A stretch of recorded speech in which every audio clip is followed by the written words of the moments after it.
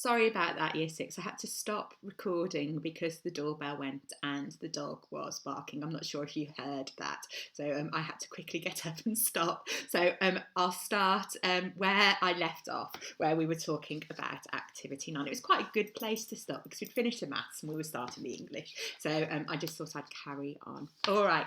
So I've said already that we are looking at Activity 9, Section A. Okay? Adding in more detail. So we are looking at those sentences where you had abstract nouns and place, and we are going to add in more detail. So, for example, the city of silence, the forgotten city of silence, the city of frozen silence, the forgotten city of frozen silence. So you're putting both of those into that final one, all right? So what I'd like you to do is look at the examples that you've had from before and add adjectives into it. You don't just have to do it once, you could do it to both. You could do it to the abstract noun and you could do it to place as well. So that's the first part, A. I'd like some examples of that, please. And then what we're going to do for section B, so turn over the page to page 12, and we're going to do add in character.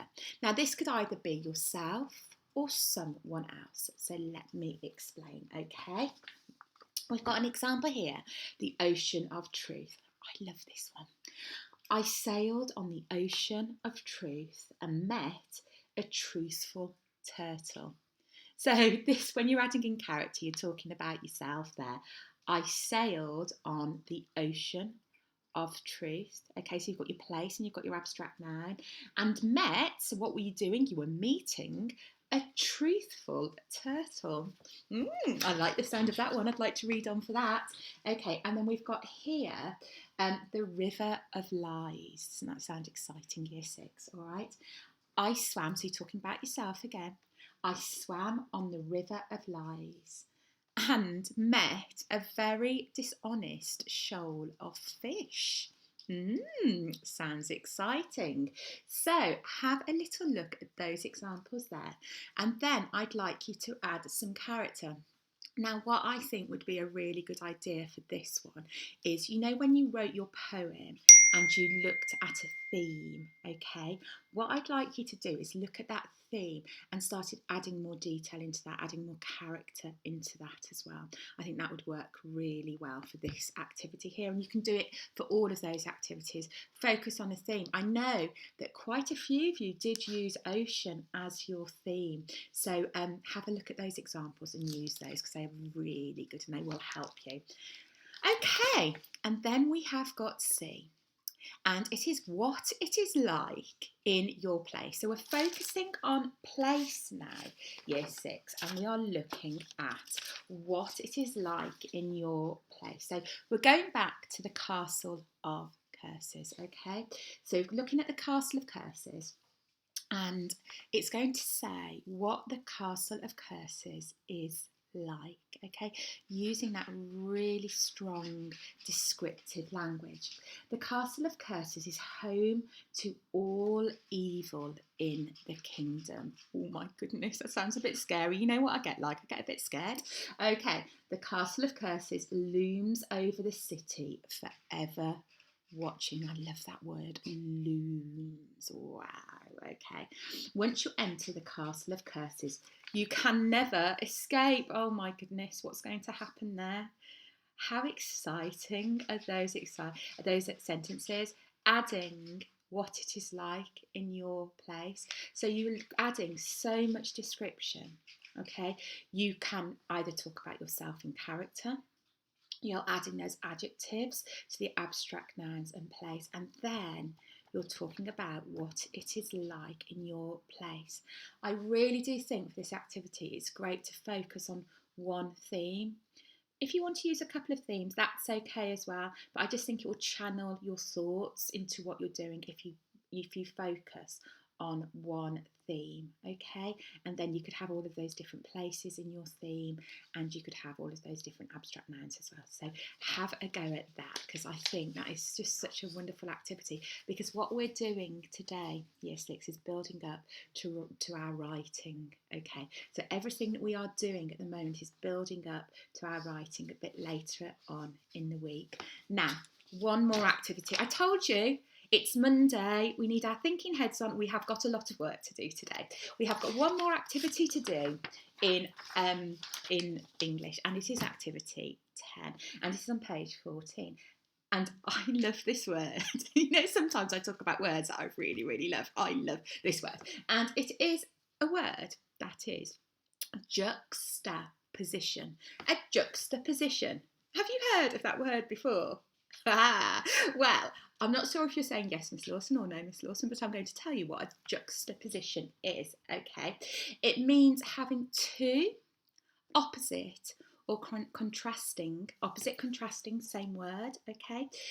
Words, okay, ideas next to each other. So you've got two contrasting ideas next to each other.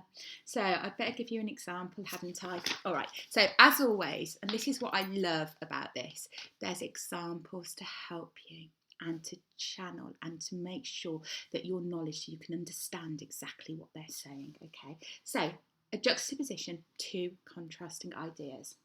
The sun of darkness. Do you get what I mean? The sun is supposed to be bright. Why is it saying the sun of darkness? There's always light around the sun, not darkness. That's a juxtaposition. Okay, the dungeon of love.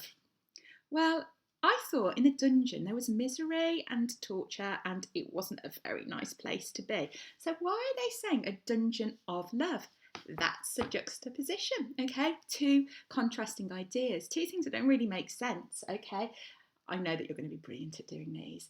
The black hole of light. A black hole doesn't have light in it. It's black. What are they talking about?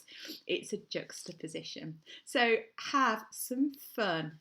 Have some great fun looking at those juxtapositions and creating your own. And I will really, really look forward to reading all about those and exactly what you do. Oh, I know that you're going to have great enjoyment doing that. Now, this afternoon, our whole school music activity, okay? So we are coming to the present day now with our composers, and we are focusing on somebody called John Williams. Now, I'm sure that some of you might have heard of him before. If you haven't heard the name John Williams, then if I say some of the music he's composed, you'll say, I know who you're talking about, Miss Lawson. Okay, so let me tell you. He was the composer of the Harry Potter theme tune. The music straight away goes into my head. It stays with you. It's such a fantastic tune, okay? E.T., one of my favourite films of all time. Indiana Jones. Have you watched any of those? They are brilliant films and the music is superb. And, wait for it, Star Wars. You know who I'm talking about now, don't you? I can feel it, Year 6. Okay, so as always, there's a creative response for you. And then there's learning about John Williams. And then there is a quiz and there is a word search for you as well. So you will have lots of fun doing that today. And then I'd like you to have a quick look at Picture News. And it's about, wait for it, why do people choose to climb mountains? All right, so as always, click onto the assembly and look at the activities and either discuss it, you don't have to write them down, discuss it with a peer or a sibling, all right, or a parent or whoever you're at home with. You don't have to write it all down, you can discuss it, but write it down if you want to. So, Year 6, we have got such a busy day today, I know, but it is fantastic learning and it's a lot of fun and it's all things that you can do really well. So like always, just do what you can and what you're able to do, okay? And I will be super proud of you as always. So have a fantastic day and I will speak to you tomorrow. Lots of love. Take care. Bye.